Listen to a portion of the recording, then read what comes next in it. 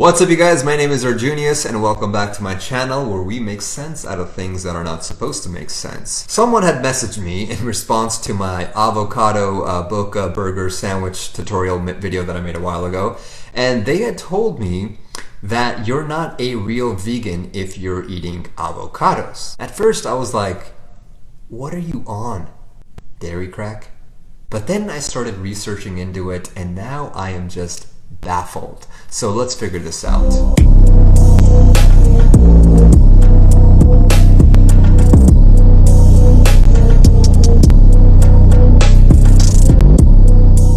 So, as you know, honey is not considered vegan because it exploits and even kills bees in the process of extracting their honey from their colonies. Well, it turns out that some avocados are produced by the work of honeybees. There's not enough bees out there to pollinate the plants that produce fruits and vegetables like avocados, so these farmers end up transporting beehives into these fields to expedite the process. The Scientific American states that forcing bees to gather pollen and nectar from vast swaths of a single crop deprives them of the far more diverse and nourishing diet provided by wild habitats. The migration also continually boomerangs honeybees between times of plenty and borderline starvation. So by consuming avocados, we are supporting migratory beekeeping and therefore animal exploitation and abuse. And this gets deeper.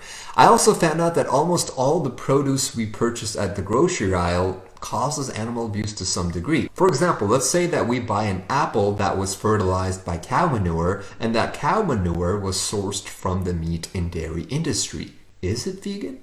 How about the blueberries where pesticides were used to kill the insects ruining the crops? Or how about the dirt in your backyard that comes from dead plants and animals? Animals were technically caused harm in the products that we are consuming, so are they really vegan? The problem is that most people assume that veganism will completely eradicate animal suffering. That's not really the point of the vegan revolution. The point is to reduce all the unnecessary animal suffering around the globe, to put an end to this animal holocaust. If we're going to just be focusing on what makes a pure vegan, it's just going to cause a bunch of confusion and elitism and division within our community. We don't really need to focus on such deep chains on how an avocado can come from animal exploitation. We just need to focus on the one moral code, and that is to promote the end of the animal holocaust by our economic choices. And the first being the annihilation of the evil meat and dairy industry that's responsible for the legal death of 25 million animals per day in the US. And keep in mind that even the non-vegans out there like Leonardo DiCaprio have greatly aided in this revolution. So that tells us something. You can too, no matter what stage of transitional veganism that you are at. Anyways, that's all I got for you guys today. I'll leave you with that avocado for thought.